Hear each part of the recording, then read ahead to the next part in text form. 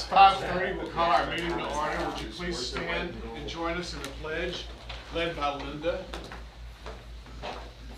I pledge allegiance to the flag of the United States of America and to the republic for which it stands, one nation, under God, indivisible, with liberty and justice for all. Honor the Texas flag. I pledge allegiance to thee, Texas, one state under God, one and indivisible. Jimmy, would you lead us in a prayer? Let's pray. Dear Heavenly Father, we come now thanking you for the blessings of life that you bestowed upon each of us. We thank you for this school district. We thank you that you've kept it safe and free. We pray that you maintain that in the future, and that we thank you for the privilege to serve this community and this school. In Jesus' name we pray. Amen. Amen. Hornet Legends. Well, Kenneth, I hope that Pledge of Allegiance brought back good memories of the classroom. It's been a while. Yeah, I wrote a little summary about you kids. We pulled out your file, and Kenneth graduated with a Bachelor of Science in Vocational Agriculture and a minor in Biology in January of '62. And Kid, if I get anything wrong, let me know. He then really immediately started his teaching career on January 15th, 1962 at the Gatesville State School for Boys. Then he graduated with a master's degree in vocational ag in the summer of '67. But it was in the fall of '69 that Kenneth started teaching 8th grade earth science at Gatesville Junior High. He would teach generations of Gatesville youth for the next 32 years. Over the years, Mr. Riddle's appraisers made some really good comments about him, some of which were, Mr. Lambert stated he works well with the students and all staff members. The students are treated fairly and courteously. The classroom atmosphere is always friendly. Greg Hines commented, good teaching throughout the lesson. Several good activities were used to stimulate interest and discussion. James Bays said, the lesson was interesting and presented well. Bobby Cole explained Mr. Riddle has an excellent working relationship with his students. It wasn't until 2001 that Kenneth retired with 40 years in education. In his retirement letter, he stated, I've enjoyed my 32 years at Gatesville Junior High, the administration, faculty, and the many young people that have entered my classroom. I'm very attached to many of them. So we wanted to thank you, Kenneth, for all those decades of service to the kids and the camaraderie you had with all the staff. And I know you were a big part of that junior high school for decades. You were a pillar of that school. And so, Kenneth, we were sure glad to pick you and make you a Hornet legend. Kenneth, did you want to say anything about all those years you did there? I drove a bus Yes. for 13 years. 13. One thing that catches my mind, and I was hemmed up in a corner one morning by 4 or 5 women teachers. And they looked me over, and says, how in the world can you send a child to Baylor University?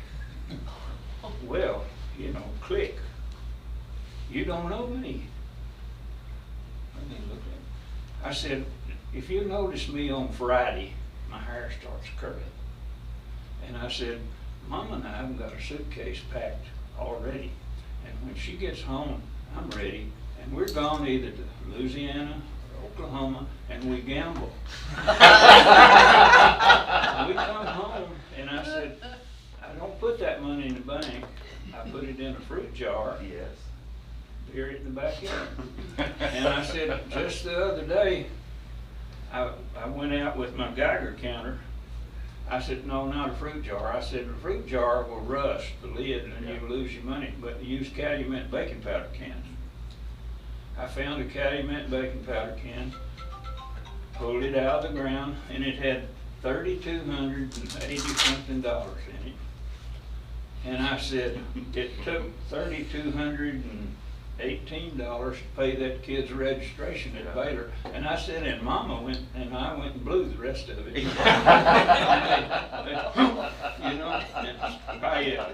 never asked me any more questions. But, you have to realize too, I'm an old country boy. I loved it. And it did not take me long to figure out that country life wasn't gonna pay the bills. So the fall of, actually in the winter of 1957, I sent paperwork to Tarleton. And a buddy of mine and I started in Tarleton and went to school there a year, and then we went on to Sam Houston. And anyway, I came out, and in the summer of '61, I worked at the State School for Boys as a guard. And I had a dorm of little ones, the youngest, smallest boys that were there. And Jimmy's daddy came on at 5 o'clock, and he and I carried the kids to supper, came back, and they could watch TV. And at 9 o'clock, Mr. Ferguson got up and says, stack the chairs, cut the TV off, and it was just, and they went and they took a shower and they went to bed. And at 10 o'clock, I came home. I had put in my 10-hour shift. And Mr. Ferguson was there until 3 o'clock the next morning, until he was relieved by the day man, who worked from 3 in the morning till 1. And so it was messed up hours, but you know, it was a summer job. And then I went back the fall, that was the fall of '61, and I took 15 hours of graduate work, or actually, yes, 15 hours of graduate work, 6 hours of practice teaching. And in the summer of '61, Charles Reeve, some of you might remember Mr. Reeve, he was the superintendent of schools out at the state school. He called me one day, come see me. And he says, I'll have a job for you in January if you're interested. Okay, and he said, by the way, bring a buddy. You know, somebody's looking for a job.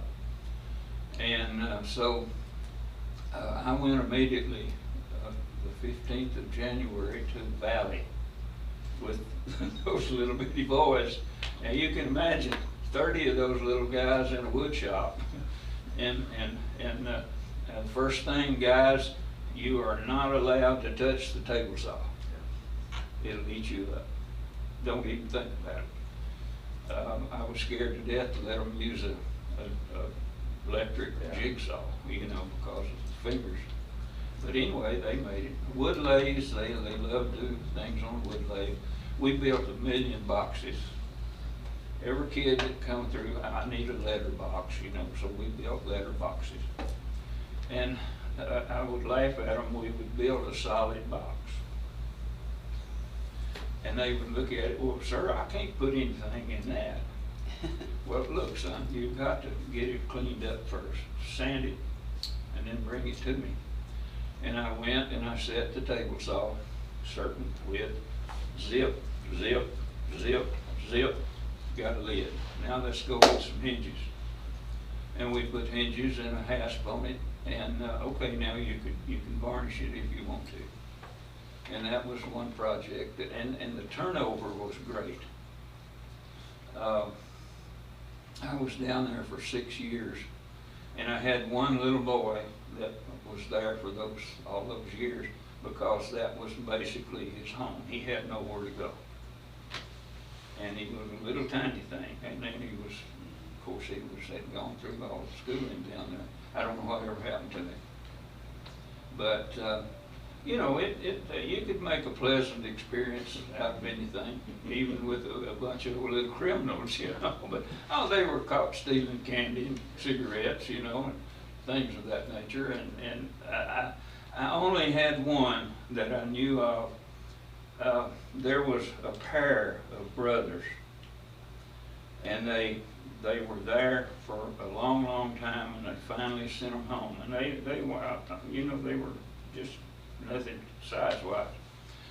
And finally, 6 or 8 months later, he come in one morning smiling, And I said, well, where's your brother? And he got real quiet. And I later went down to his caseworker's office and read the paperwork, and he had killed his brother. That was, you know, that kind of shocked me. But over a cigarette. That was, you know, that was a kind of a grim thing, but we just kept going. And now, I was on the building committee. I'll change the subject for a second. I was on the building committee for this here Methodist church over here with Luke McCamey. And Mr. Mack was a good close friend. One afternoon, my next door neighbor came across. She was an 8th grader. Kenneth, Mr. Clary is going to retire. And any of you, Charles, do you remember Mr. Clary? Yes, he taught me. Okay. But I was scared to death of him. his voice, I had him in 5th grade math and science, and his voice was enough to scare you to death. But he would say, boys, come to my house tomorrow with 4 slices of bacon and 2 eggs. We're going to go fix supper. And they would put us on a flatbed trailer and haul us to a stock tank. And he said, now y'all go play.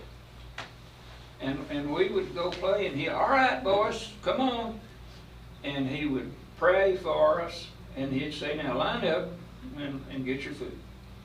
And we'd eat supper, and we'd clean up everything, get back on the trailer, and our mamas were waiting for us at a certain time, you know. But that took this, but he was still in class.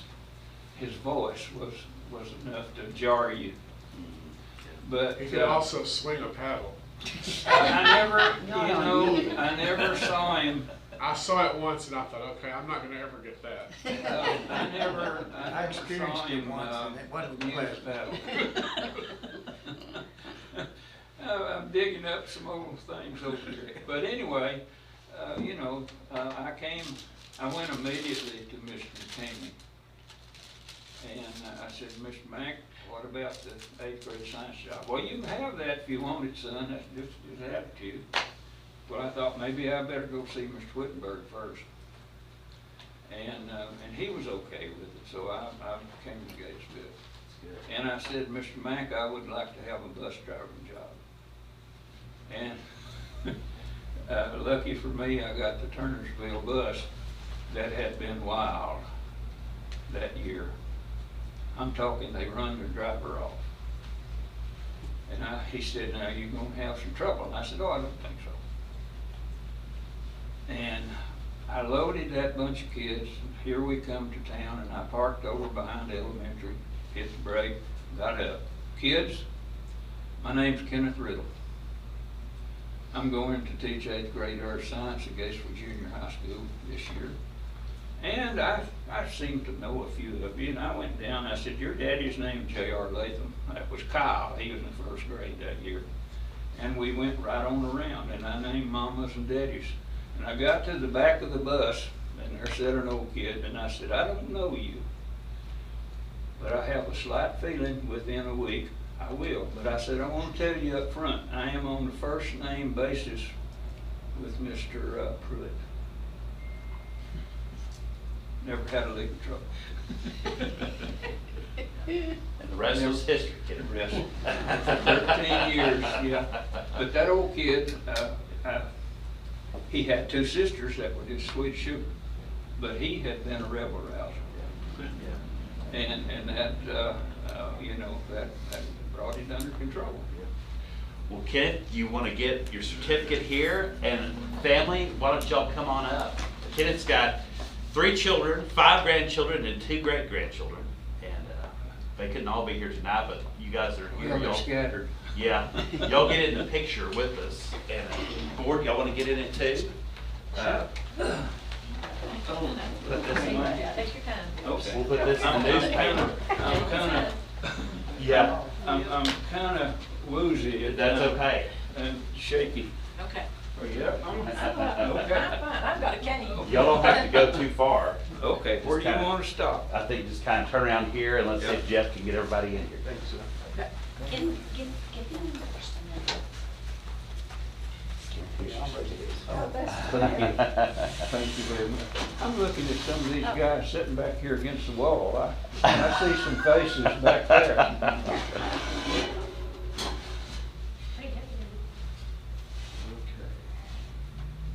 Y'all ready? All right, here we go. Everybody smile. All right. I didn't hear crack. Congratulations, yes. Thank you, Charlie. It was good. Good to Good to see you. Same here. Wait, Okay. they're coming up there. Oh, they would come up there, okay. Stay put. Let's get one. Stay with Barrett. Yeah. Okay. Let's Okay. get, And you can get in here, yeah. Oh, okay. looking in and then we're gonna get out so you can have one with Barrett by yourself. Okay. Okay, I've got to get Jimmy out of there. Okay, here we go. Okay. All right, I'll get one too. Okay. Yeah, Jimmy, you're still in. Jimmy, just step on outside. He wants to be in the photo. Y'all pick it on Jimmy. All right, here we go. Okay, thank you. All right. Yep, that's one of the two. I've known Jimmy forever. Yes. I mean. I apologize for that. I've always done that. Okay, ready? One, two, three. Okay. Kid, thank y'all for coming. Hey, hey, y'all Yeah. have a good rest of the Yes. day. That bus driving Yes. job. Yeah, let me go back over here. I I need- paid as a There. teacher, and his bus driving job was like $20 a month. That's So it was easy to stay home. Yes. Congratulations. Name wise. Jeff. Howard. A student. We need more like you. Oh, Lord. I saw you at the restaurant here a while back and you know, and I had a student since he was in 8th grade. Kids walk up to me. And I didn't know him. He said, Still don't know him.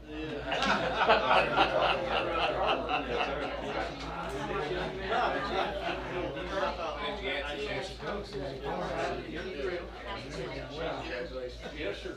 And this young lady down here? Hi, I haven't seen this. Congratulations. Thank you. Thank y'all again. All right. Hey, when you get 85, there's not but one thing to do, and that's to be careful. Yeah. Watch every step you take. That's right. And watch that tree root down there. Yeah. Thank you. for Bye, kid. I'll tell you what, you've got a lot of kids interested in science, I'll tell you that much. I know 4 of them. Oh, Lord. Or 3 We of did them, a I lot guess. of things. Yeah. A lot of them. Thank you, Linda. You're welcome. Thank you very, very much. Enjoy that. Thank You're you. very. Well, we were going to have a second Hornet Legend honoree, and we still will recognize him, but Mike Blanchard, but he had a stroke yesterday, of all things. And so, in speaking to Billy, his wife, we knew Mike had some health issues recently, and so we had kind of a fallback plan if he couldn't make it tonight. But I want to go ahead and read about Mike, and I've got a good picture of him because the 1987 yearbook was dedicated to Mike, and Billy said, I really want you to use that picture. And so I've already got it for Jeff. But Mike was a 1960 graduate of Gatesville High School, and he received his bachelor's degree in education from Tarleton and his master's from North Texas State. He started his teaching career at the Gatesville State School for Boys. That seemed to be the common trend in that era. He started in '64. He also completed 1 year at Cove before he joined Gatesville in 1979. And he would teach social studies courses like world geography, that's what I had him for, economics, government, until he retired in '97. And some of his supervisors had some really neat comments about Mike as well. Larry Anderson stated, Mr. Blanchard made good use of humor and established a good rapport with the students. Roland Lambert noticed the instruction given was precise, clear, easy to understand. Bill Bradley said, you always give an interesting presentation. Knowledge of subject, use of time, and focus are excellent. And Charles Alderson described Mike works well with others in the community and with all the other personnel. And so for all those reasons, we wanted to honor Mike Blanchard as a Hornet legend. And so I'll be sure and get all that to Jeff so he can put it in the paper with the news, with the picture. And so I know Billy and Stephen and Shelley and all will be very proud of that, so. And I hope Mike gets the feeling better. I go to church with Mike, and I hope that he gets, I better. checked today and he is better. Do better, yeah. Well, good deal. All We'll move right. to the public comments. Is there anyone here that has a comment about something that's not on the agenda? Not tonight, so we'll move on to the consent agenda. The consent agenda includes minutes of the June 19th meeting, minutes of the regular June 19th meeting, financial statements as of June 30th, bills and payroll for June 23rd, budget amendments, year-to-date budget amendments to fund balance, vital signs report, food service report, T-test certified appraisers, T-test calendar, SLO's calendar. Does anybody want to pull any of those for discussion? Do I hear a motion that we accept the consent agenda? Jimmy, seconded by Linda. All in favor? Anybody opposed?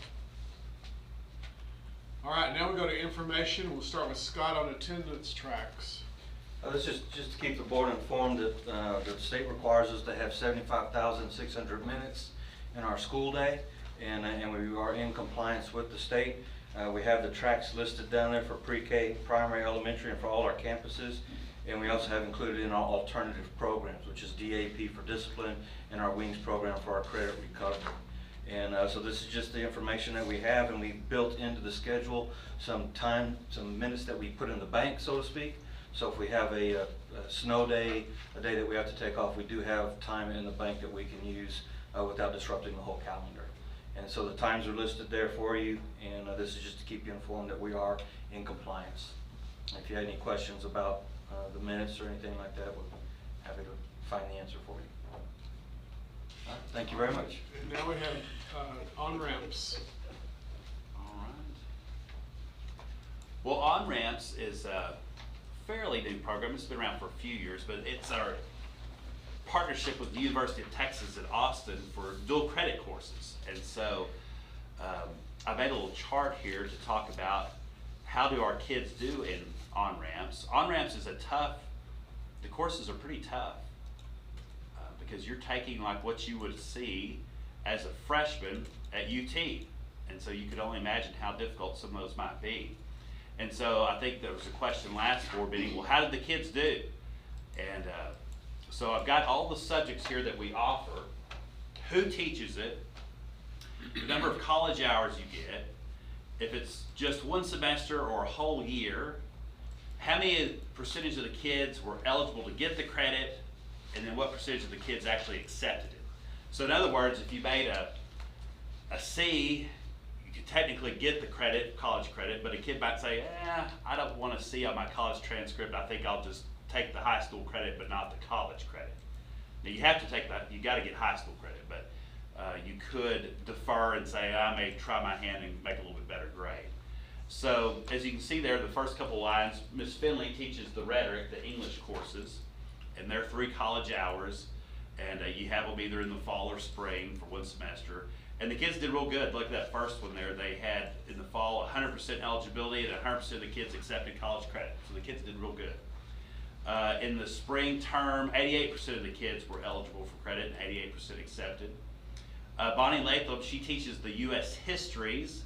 Her fall course, 100% were eligible, 88% accepted. Spring, it was 100 and 100, so all those kids did well. Biology with Miss Blanchard, that's 4 college hours, and that's a whole year. And in Sarah's room, they also had 100% eligible for the college credit, and 100% of the kids took it. Chemistry with Lisa Truss, another 4-hour year-long course, 100% eligible, 92% took it. And then college algebra, that's the tough one.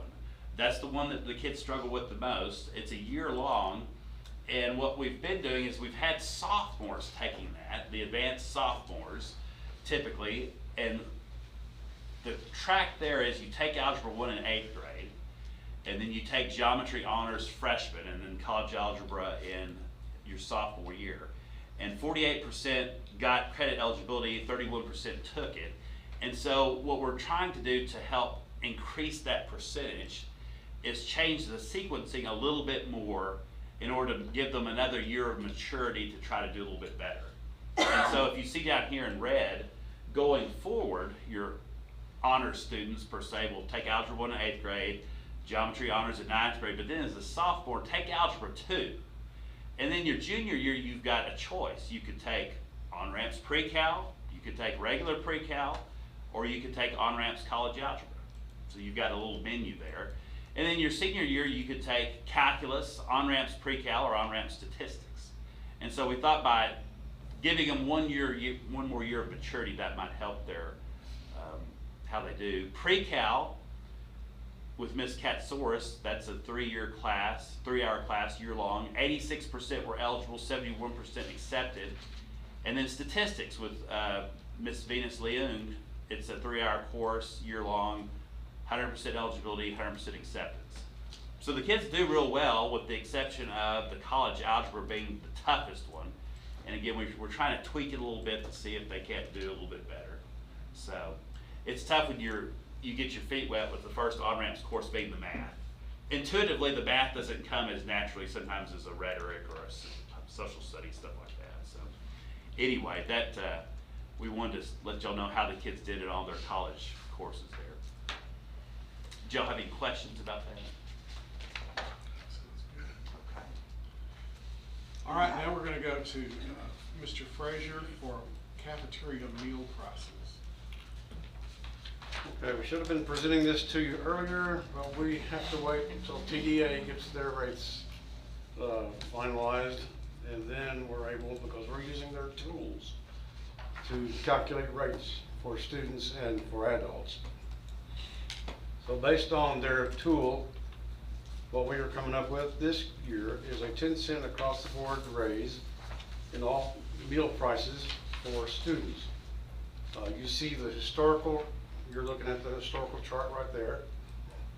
And shaded in green the years where we've had an increase.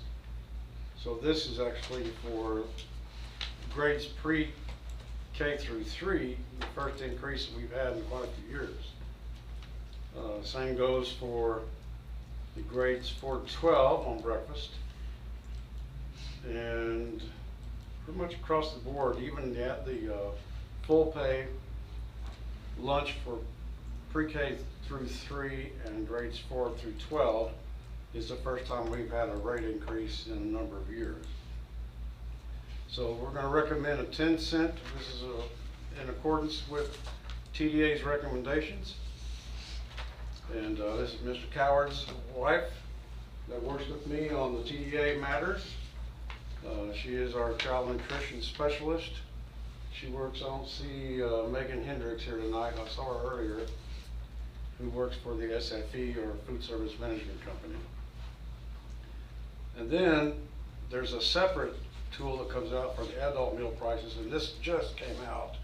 It was not available at the time that we were preparing this for the board book, but we have given you a supplement sheet, and we're increasing the adult rate to 10 cents on breakfast and 25 cents on lunch. And this again is to meet the TDA requirements. So this is what we're presenting to you tonight. I've also given you some charts. We do this every year where we compare our meal prices to other school districts in the area. And this is the 2022-2023 meal price rates. So this is last year's rates. Many of these school districts will again go up in accordance with TDA's recommendations as well. But usually we're kind of in the middle of the pack, as you can see. On the elementary lunch, we were quite low, as well as the secondary lunch prices for students. That was also quite low compared to other school districts in our area. Do you have any questions about the 10-cent increase? I'm just surprised that's all it is. Yeah, it is. I was telling Dr. Potter the other day when I get to some of these fast food restaurants, it's I can't eat under $10 anymore. And it's like, these prices that we have for the athletics is not going to cut the mustard. But anyway, cut the mustard, yeah. I do like the mustard on my hamburger, so I don't want to cut the mustard. You think this 10 cents will make an impact on our food service program? Not really. Okay, You know, well over half are free anyway. yeah. So it's just gonna be on the paids. Paid participation in the breakfast is low. A little better paid participation at the lunch. But it's not gonna make a significant impact on the food service budget. But it's something we do to satisfy TDA. You know, we're in step with their requirements. They call the shots, you know. Are they telling us how much to ask? Or are they telling us to go up a certain amount? No, they're telling us so much, the meal price itself is determined by that $1.70. They don't say exactly, but 10 cents is the most that you can go up Right. in any one year. But since we haven't gone up at all in this many years, we're falling behind the rate that we're supposed to be charging. So that's what that's about. But we can't go up more than 10, but we have plenty of fund balance and leftover carryover to take care of it. We're not gonna be in trouble. But if we don't raise it, we are gonna be eventually in trouble with TDA. Okay. Well, it's And been then a while. that limit of 10 cent increase each year, you know, keeps you from ever catching up significantly in any one year. Yeah. And then you can see, you know, how we compare to the other districts, so they're all facing the same issues. Did they give you any, even on the adult prices? Yeah, they do that too, Oh, okay. yeah. Yeah, they tell you how much that needs to be as well. It's all very regulated, as Ms. Coward knows. And, she deals with them all the time. And they're so regulated. They gave you little leeway in terms of how you operate your food service. Of course, it's all, you know, federal monies. When they give you money, they get to tell you how to spend it and how to operate your program. So we have to comply. TDA is obviously you know, they have to satisfy the USDA, Department of Agriculture.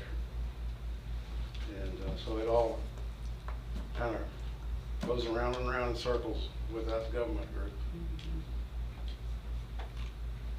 Any other questions? No. All I'll right, make the go ahead. motion. We need to make a recommendation. He's gonna first. make a And also, Mr. recommendation. Fraser, I wanted to ask you, because right here it says student, do you want to add student and adult? Since we have both of them? Yes, now? it's students and adults. Okay, so I'm gonna go ahead. At the and time add- we wrote this, we only had the student prices. Right, so I'm And gonna go now we ahead have and the add adults, so adults. it's, yeah, we're raising student and adult prices tonight, thank you. Good eye. She's got a good idea. Yeah.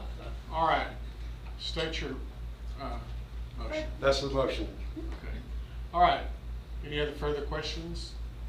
Do I have someone that would like to recommend that we approve that? Okay, a motion from Linda, a second. I'll second. Mary Ann? All in favor? Okay. Student Code of Conduct by Yancy Sanders. Thank you all. Thank you, sir. Thank you. The Student Code of Conduct, so we have two things. We have a Student Code of Conduct and a handbook. The Student Code of Conduct is what the board officially adopts at this meeting. And we have one Student Code of Conduct for the entire district. Prior to last year, we had even as much as one per each campus, but it's so much legal jargon and so much legal documentation that has to go in that we made the decision last year to go one code of conduct per district, or for the district, to make sure, one, that we're getting the legal requirements in the document. TASB sends us a model handbook every year. Every legislative update year, they make changes, which was this year. TASB sends us those. These are the things you have to have in it. So we make sure, instead of trying to keep track of 5, it's easier to keep track of 1, but it also streamlines the information for parents. So it's law, it's the Education Code of Conduct component, and the parents, it's easier for them to follow along instead of changing it. There's just subtleties. And so weren't a whole lot of changes this year. This Gatesville ISD specific pieces of the Code of Conduct are highlighted in yellow. Everything else is pretty much directly from TASB. And so want to ask any specific, if you have any specific questions about any parts, I'll be happy to answer them. The handbooks will be ready for your reviewing at the next meeting. CASB was really late this year in getting the model handbook to us. In fact, they just got it to us last week and got it knocked out. Campuses are working on it now. And that's the one that has the more specifics about dress code and those kind of things in it. The code of conduct is just where the consequences fall and what you can receive this consequence for this violation, this type of violation. So, if there aren't any questions, the recommendation is to approve this GISD student of conduct as presented.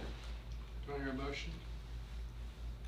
Charles? Oh, question. Yeah, I still am concerned over our facial hair, which is the one next month. Mm-hmm. So, do we put that on the agenda to discuss it then? We can, yeah. I'm talking to some of the assistant principals that have gone to some of the legal conferences recently. I don't know if y'all are familiar with the Crown law.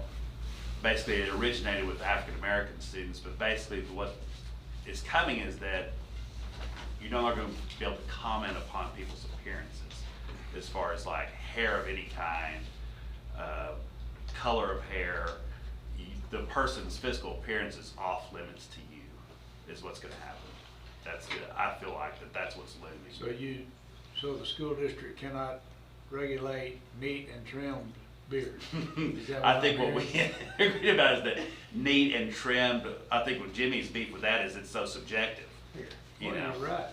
But you know, to me, what I was seeing at the end of the year, the only thing they'd have is a little goatee on their chin. That drives me nuts, because that's not neat and trimmed. And But to that kid, it's the best looking. well, yeah, I understand, but I understand. But if you're gonna have a neat and trim it. It shouldn't be something you can reach up there and grab. Uniform beard. I saw some of those, and they look. There was a kid here at choir. I mean, gosh, he had a full-fledged. And it'd probably even be worse, because he's had all summer to still grow on it. But we voted originally for a neat, well-trimmed beard. That's what Charles Ament presented, and that we approved. But, you know, I don't have, if you want to trim a mustache or whatever, fine, but that goatee just drives me nuts, personally.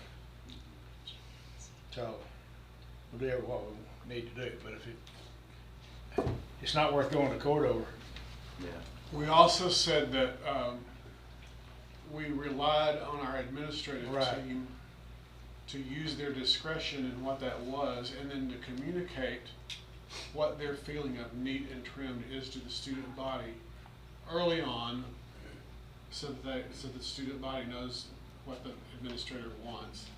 So we're not spending the whole year trying to be a police force.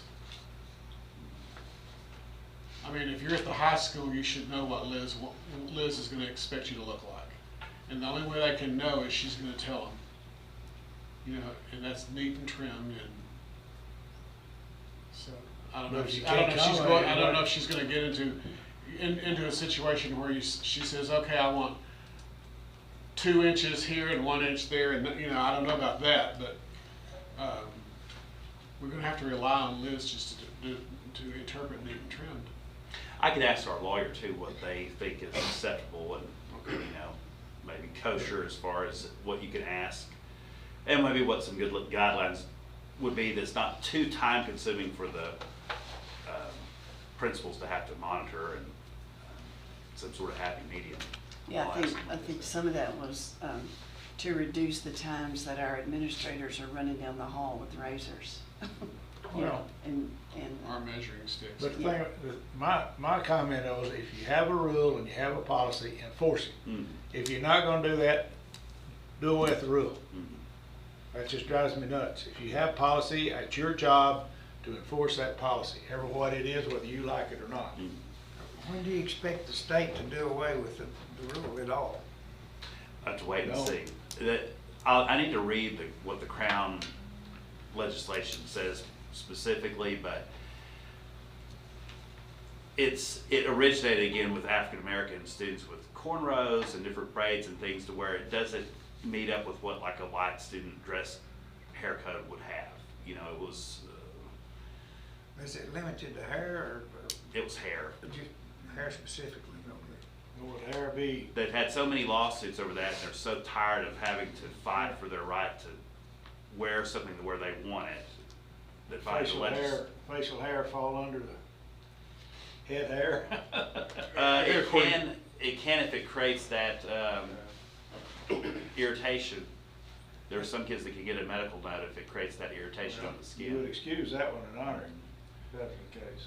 And that was kind of what the assistant principals insinuated or indicated, that the lawyers were saying that facial hair may be eventually looped in with it, even though it doesn't explicitly say facial hair right now. What we want to do is make sure that we're not discriminating against any one group. You know, in other words, it gets sticky when like an African American student might have a blue strand and a really fancy hairdo that a female student goes and gets. Do you make them undo the $200 hairdo because there's this little sliver of blue, or do you go ahead and say, well, all of the students, regardless of ethnicity, can wear that? You know, it gets real sticky. That's why it's such a touchy subject. People don't like dealing with it. They don't like getting into this because it always ends in hard feelings, fighting, and things like that. And so And it's subjective. it's just very like subjective. you know, It's you're very saying subjective. what is true. And Well, so maybe like what you're saying, Charles, is we get rid of the descriptors because it's so hard. What's neat and trim to Jimmy, what's neat and trim to me and Charles, it's all different, you know? Yeah.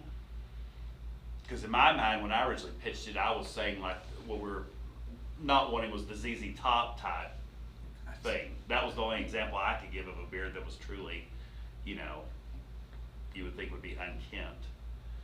So, but yeah, we'll present that, I guess, at the next month. They should be ready by the next month. I know we have several meetings in the next month, so it'll. The goal is to have them ready, prepared for the August 14th. And we'll brush up on that legislation as far as what they said, but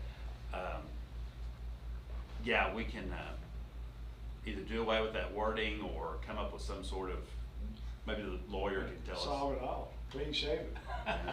Oh, that would be. We'd be What you give it, it's hard to take away. I've been going through yearbooks, getting ready for convocation, and I think I went through there and saw lots of beards from the 70s and 60s, the golden era of Gatesville.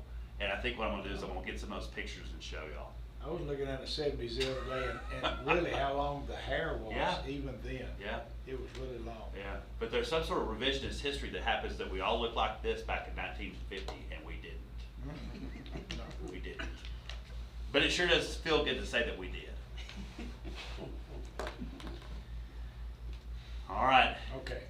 So we'll look at that next month. Okay. We have a motion to approve the student code of conduct. Does anybody want to make that motion? Charles does. Do I hear a second? Linda, all in favor? And it is accepted.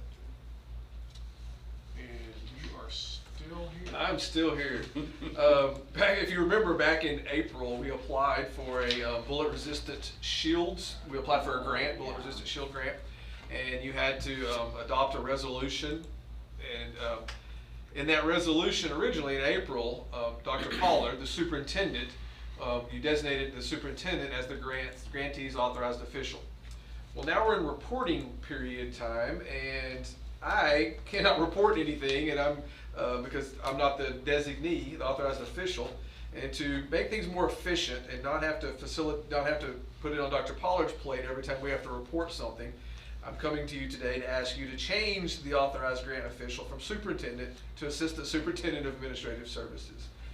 It's a wording change, but the grant board requires this so that I can actually get in the system and make the changes. So, it was my recommendation that the board approve this update to the Bullet Resistant Shield Grant Program Resolution, changing it from superintendent to assistant superintendent as the authorized grant official. Do I hear a motion? Jimmy, a second. Charles? Go ahead, I got a question. Yes, sir.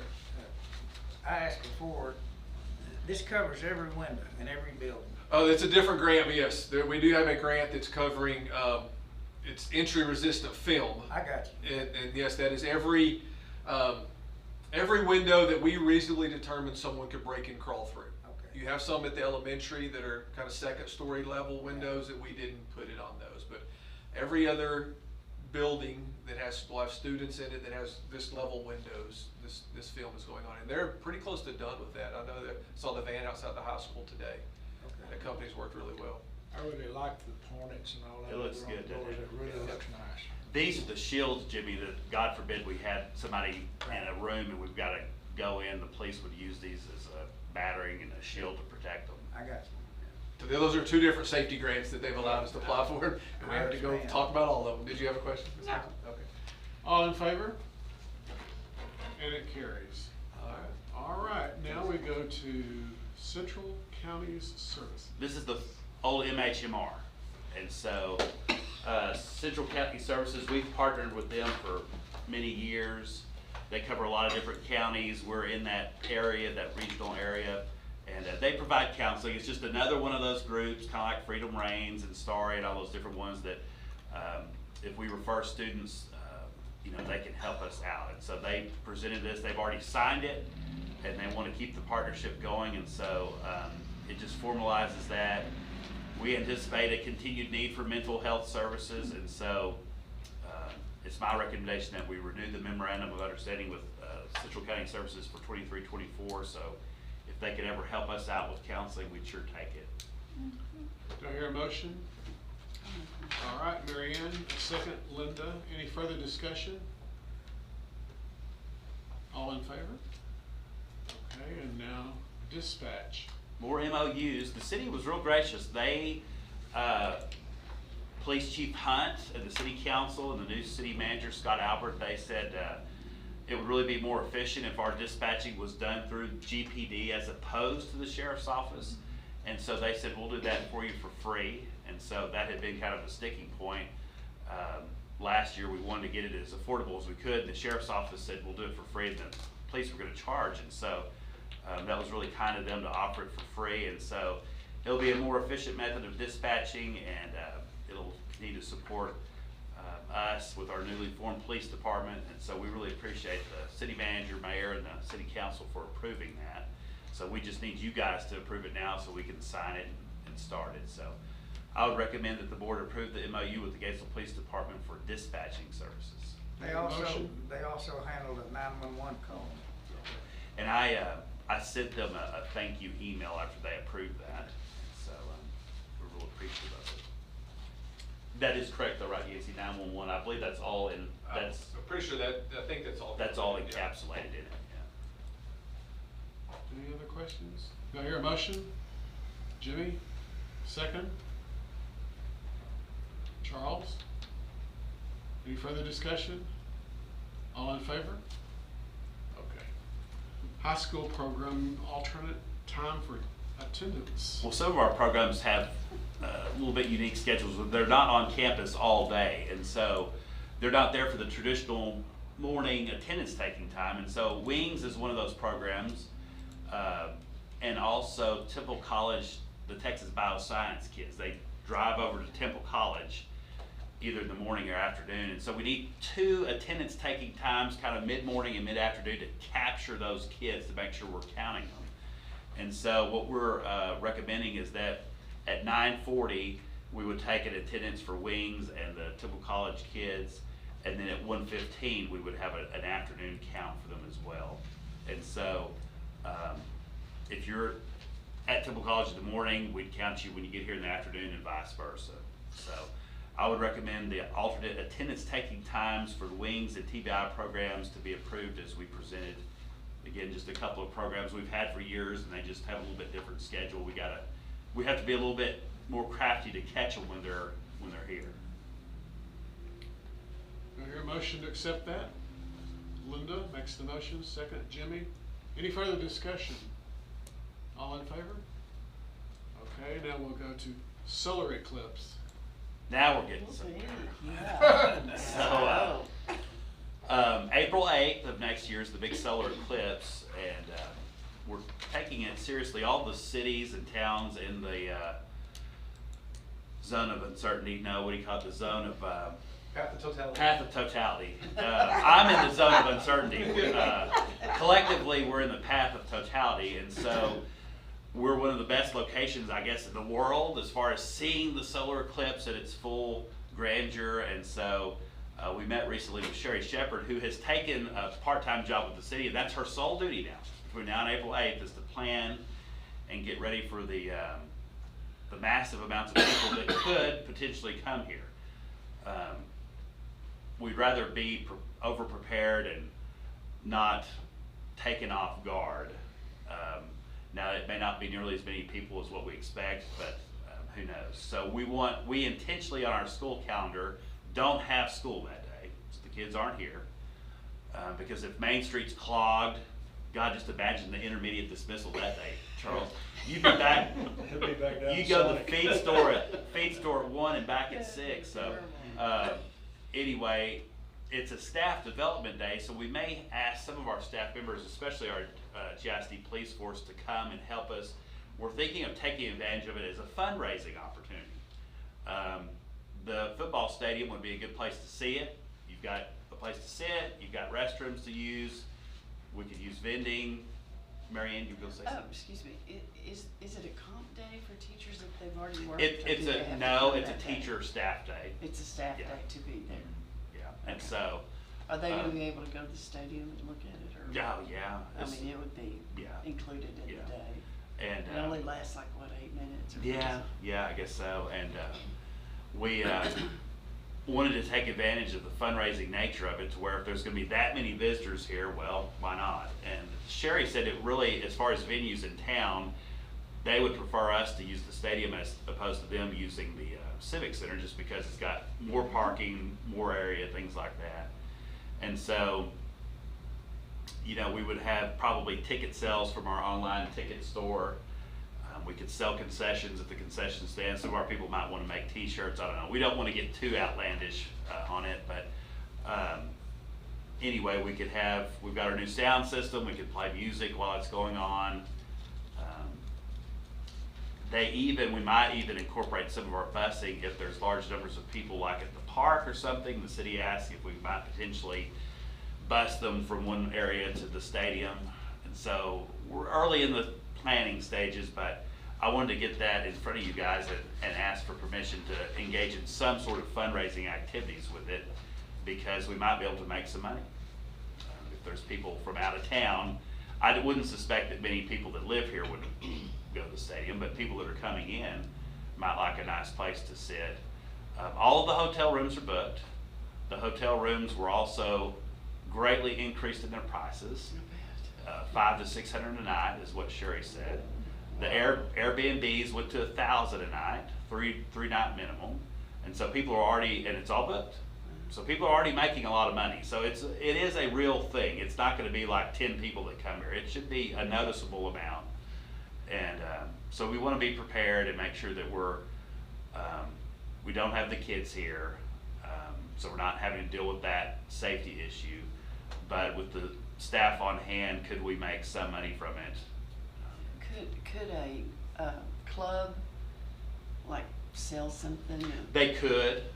We were a little bit hesitant to start bringing in a lot of the kids, just because they'll be. It's not it's be so crowded. Like what Chief Hunt was saying. It's not the people coming to view the eclipse that we're worried about. It's the riffraff that follow the group. There could be an increase in crime. There could be some things like that. There's also people that try to stay in the path as long as they can. Remember that from our safety meeting, Jimmy, where they'll fly through a town on a motorcycle or something, go as fast as they can to see how long they can stay in the shadow. I know it sounds insane, but people do it. They rent planes to stay in. Yeah. That's what they said that day. So not having the kids here is a nice safety thing, but if we had, and we might even tell the staff stay home. We might have just a handful of them that need some comp time to come up here and work. GPD, our GISD police force in particular, they need to be here just to be watching to make sure people don't tear stuff up. Is there, using school buses for a non-school event, is there a liability issue to be concerned about? That may be something we probably need to ask our legal folks about. our insurance has, the way it's been phrased to me, because we Texas A&M Research Center McGregor, they asked us to help with the event this year, and what our insurance said is, if we approve them to ride, then they're covered. Okay. And that's how they phrased it, just for that event. We used to go get the soldiers at Fort Hood, but then they got cold feet about it. They felt like they were accepting a gift, and so they had to stop accepting, So our bus drivers would drive, potentially. you know, It depends liability upon- wise, would our people have to drive? If we were using our buses, I would Yes. think our Yeah, people would okay, drive, sure. Yeah. And so there are some people that could get, we might ask specifically to help with something that day, but I don't know. Hopefully, as the months go on, we'll flesh more and more of this out. Yeah. There may be some things that we decide later on, we don't want to get involved in that. And there may be some things that we think, well, that would be a good way to sell, you know, especially the stadium. I think utilizing the stadium seating would be a good way to make some money on it. Great idea. And kind of help corral some of the traffic and things like that here in town. I would think would be safer and better than having a bunch of cars parking on the side of the highway. Kind of like 4th of July night, you know, you'll see people in the ditch watching the fireworks, and that's not particularly safe. So it would be good to have a venue open for them. So my recommendation, I guess for the most part, would be allowing us to, initially, right now, we're tentatively approving the use of the stadium to sell tickets as a fundraiser. That would be my recommendation. Oh my Anybody goodness. else have a question? Okay, Mary Ann, you make a motion? Make the motion. Second? Okay, Charles, all in favor? All right, general election. All right, it's that time of year. A trustee election needs to be called for election on November 7th for the purpose of electing 3 trustees this time for 3-year terms. It'll be held at various locations in Coryell and Bell County between 7 and 7. Early voting will be set up at different locations in Coryell and Bell County beginning October 23rd and ending November 3rd. So already beginning July 24th today and not later than 5 p.m. on August 21st, candidates can file for a place on the ballot with the Secretary of the Board, Tara. And so we're already opening up the window. So I would recommend that the board adopt a trustee election order calling for election to be conducted on November 7th, 2023 for the purpose of electing 3 trustees for full 3-year terms. Do I hear a motion? Linda? Do I hear a second? Okay, Charles, all in favor? And that carries. All right, it's 6:30. And we'll go into executive. Charles, we had one. Oh, we did? Yeah, it's very similar. Oh, the administrators. Oh, Yeah. So the county's going to conduct the November election, which will be a joint effort between the county and the city. The county will appoint the election judge, the necessary clerks for early voting, and election day. Bell County will do their part for the election for the part of the ISD located in Bell County. It's just a little tiny sliver, but boy, it sure does complicate things. Justin Crothers, our Coryell County tax assessor, has been our voting clerk for many years, and Dr. Desi Roberts, who's been good to work with, will be the election administrator in Bell County. And Chief Deputy Campion will also help lead the Bell County election. So my recommendation would be that the board appoint Justin Crothers as our election administrator for Coryell County, and also recommend the board appoint Dr. Desi Roberts as the Bell County election administrator. Okay. Jimmy, make a motion? Yeah. Okay, second? Mary Ann, all in favor? All right. Passes. Thank you, guys. 6:31. We'll be dismissed into executive session.